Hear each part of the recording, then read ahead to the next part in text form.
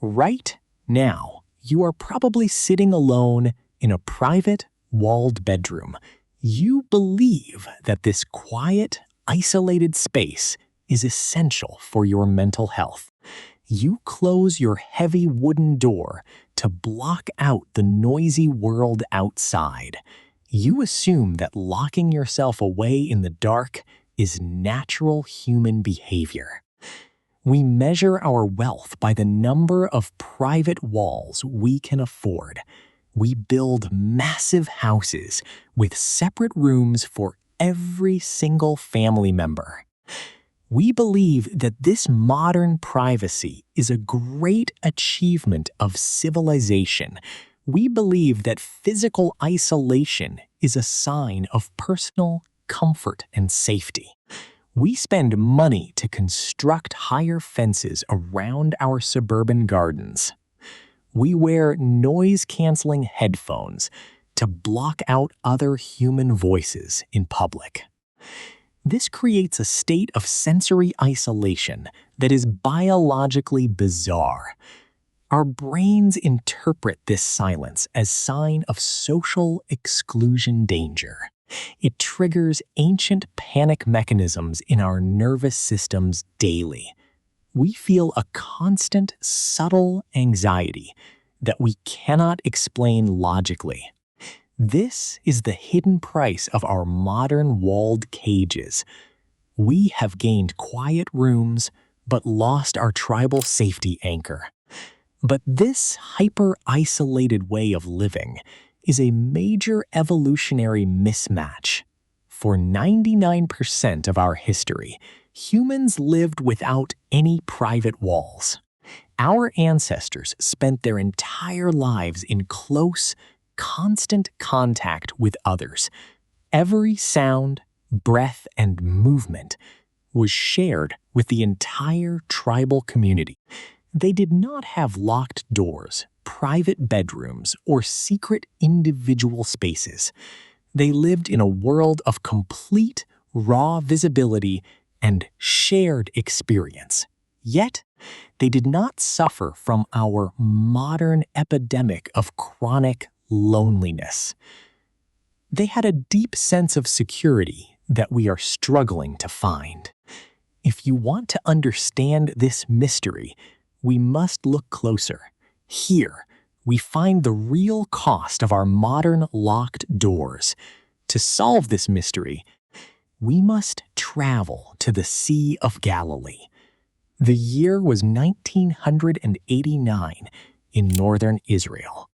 A severe drought had caused the lake's water level to drop drastically. Archaeologists noticed ancient wood and stone structures emerging from the mud. Dani Nadel from the University of Haifa quickly organized an emergency excavation. He discovered the waterlogged remains of an ancient hunter-gatherer campsite. This unique archaeological site is known to researchers as Ohalo II. It was carbon dated to over 23,000 years ago in prehistory. The water had preserved the delicate organic remains of 6 brushwood huts. These were the oldest complete human dwellings ever discovered on Earth.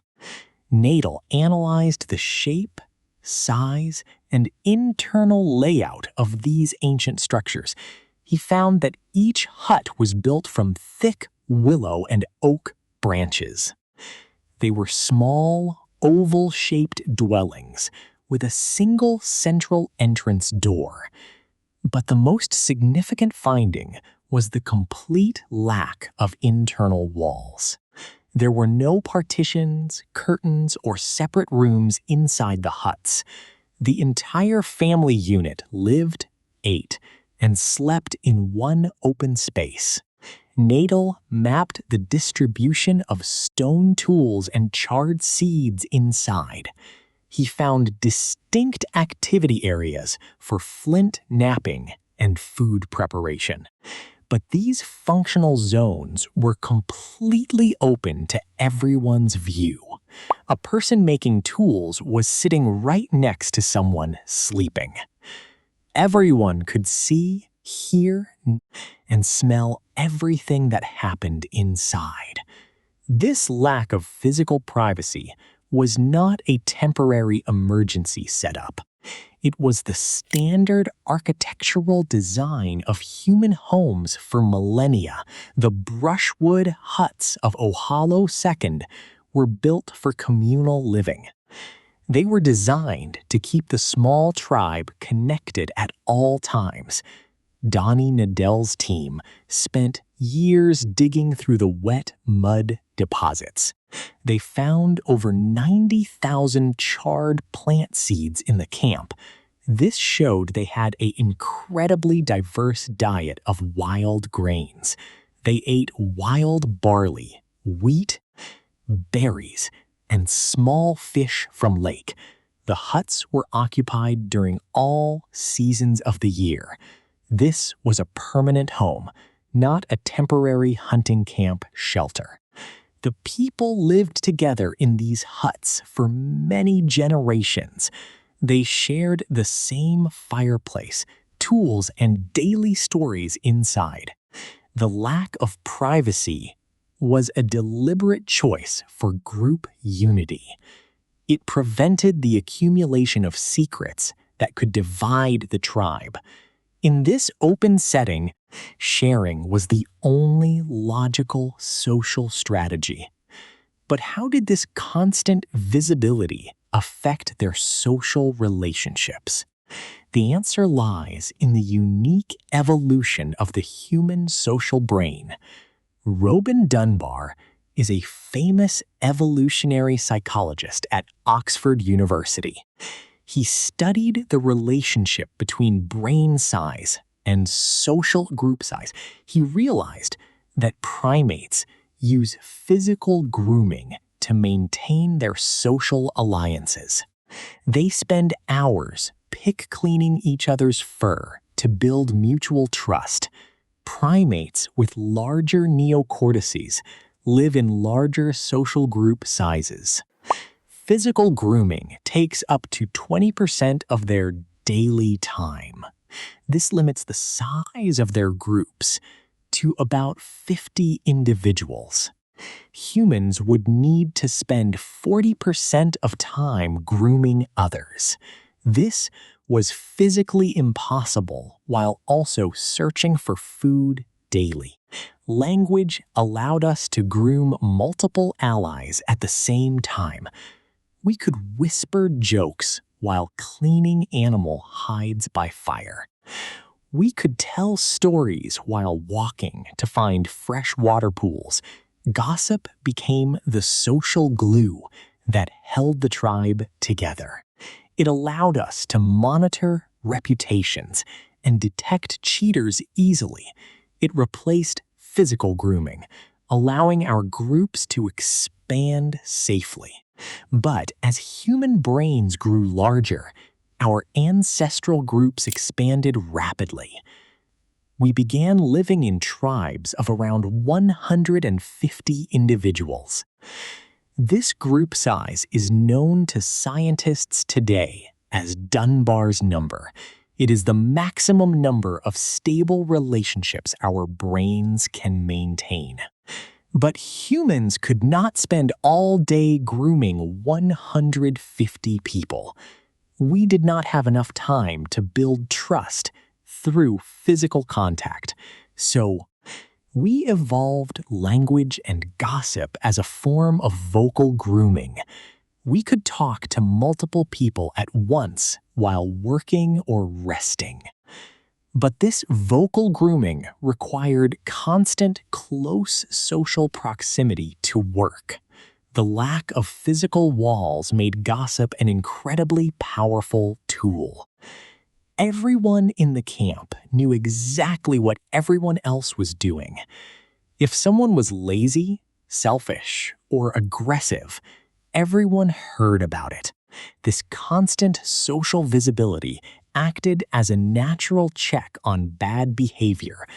There were no police, jails, or written laws in the Paleolithic. Instead, The threat of gossip and reputation damage maintained the social order. Ostracism and social shame were the ultimate punishments in the tribe. Being exiled from the warm huddle meant certain death in wild. So, the lack of privacy was actually a vital mechanism of survival. It kept the group cooperative, honest, and deeply bonded together. But this constant visibility raises an obvious, highly curious question. How did our ancestors handle intimacy and secrets without private rooms? To find out, we must look at modern hunter-gatherer societies. Anthropologists have studied the Hadza people of Tanzania for many decades. The Hadza camps are dynamic structures that shift with seasons. Huts are built by women in just a few hours. They use woven branches and dried grass for the walls. These shelters provide shade but no sound barrier at all. The camp is so quiet at night that breathing is heard. Civil inattention is a highly sophisticated form of social intelligence.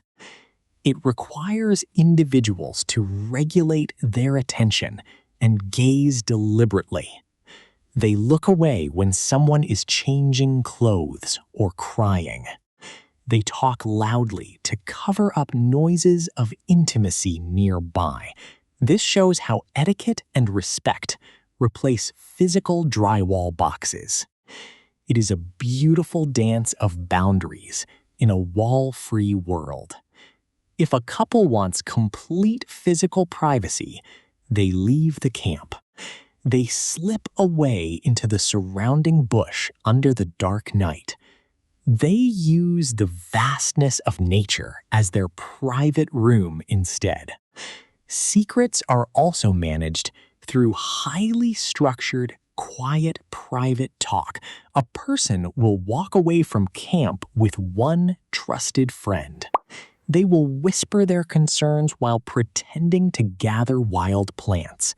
So, privacy was not found inside walls, but in open nature. They used the landscape to create temporary moments of individual space, but they always returned to the safety of the communal circle. The most important part of this communal circle was pack sleeping.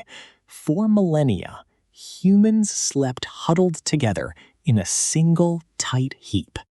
They did not sleep in separate, locked rooms like we do. This co-sleeping pattern provided a massive evolutionary advantage for survival. The deep ocean of the night was filled with dangerous predators. Saber-toothed cats, cave hyenas, and leopards hunted in the pitch dark. A single human sleeping alone on the ground was easy prey, but a tight huddle of bodies was extremely difficult to surprise. If one person woke up, they would instantly alert the group. The heat of their bodies also kept them warm without blankets. Modern sleep studies show that mother-infant co-sleeping regulates infant breathing. The infant's heart rate aligns with the mother's heart rate. Sleeping alone in a crib is a very recent Western invention. It increases the infant's stress hormones and causes frequent crying. The same is true for adults sleeping in locked bedrooms alone. Our evolutionary brains interpret this isolation as a predator-threat state. We lie awake, listening to every creak of the house structure. We struggle with insomnia because we feel abandoned in the dark. The ancient huddle was a natural sleep aid for our minds. It provided constant physical and sensory feedback of group safety. True peace of mind is a shared state of pack safety. The human brain is equipped with a threat detector called the amygdala.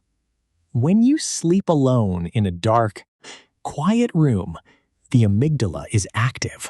It listens for any strange sound that might indicate a threat nearby. This hypervigilance is the main cause of modern insomnia and anxiety. Your brain feels isolated, vulnerable, and separated from the protective pack. But when you sleep next to others, your amygdala feels safe. You hear the steady, rhythmic breathing of your trusted companions. You feel the warm pressure of their bodies next to yours. This sensory input signals to your brain that you are safe. It lowers your cortisol levels and allows you to sleep deeply. The huddle was a biological shield against fear and night terrors. We evolved to sleep in a pack, not in isolated drywall boxes. Archaeological bones show that ancient humans cared for the disabled. In Shanidar Cave, scientists found a skeleton of a Neanderthal. He was blind in one eye and had a crushed shoulder. He had lived for years with these severe physical disabilities. This proved his tribe had carried and fed him daily. They did not leave him behind to die in wild. They huddled around him, sharing their food and warm shelter. This cooperative survival is the core identity of our species. We did not evolve to be selfish, competitive corporate workers. We evolved to be members of a loving, supportive huddle. But then, the agricultural revolution changed the structure of homes. We began building permanent stone houses with solid interior partition walls. We divided our families into separate, private, closed bedroom chambers. We thought we were buying comfort, safety, and individual freedom, but we did not realize the heavy psychological price of this change. We traded the warm, noisy safety of huddle for quiet isolation. We locked ourselves in beautiful, clean cages of hyper-privacy daily. This separation has broken the ancient bonds of tribal trust. It has left us feeling alone, even when we are surrounded. The transition to farming was not a sudden, happy human choice. It was a slow trap that closed on us over centuries. As population grew, they could not return to hunting and gathering. They had to work harder to produce more food for children. This feedback loop created the first crowded, dirty human permanent towns. It led to the rise of rulers who controlled the grain. The free hunter-gatherer became a peasant tied to the soil. We are still living with the physical consequences of this shift. Our spines and teeth still suffer from this ancient dietary change. Our minds still long for the freedom of the open savanna. We cannot easily return to sleeping in grass huts today. Our modern economy requires us to live in walled houses, but we can design our neighborhoods to encourage more connection. We must find ways to rebuild the huddle in our lives. We do not need to tear down our modern houses completely, but we must open our doors and share our lives more. We must remember that human survival is a cooperative team effort. We are wired for connection, visibility, and mutual everyday support. Our ancestors knew that true safety is found in the group. They did not hide behind locked doors to find peace of mind. They found it in the warm, breathing presence of their tribe. If this video changed your perspective, leave a like today. Please subscribe to our growing channel named Ancient Huddle.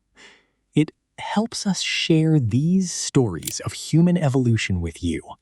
Thank you for watching, and remember to cherish the huddle.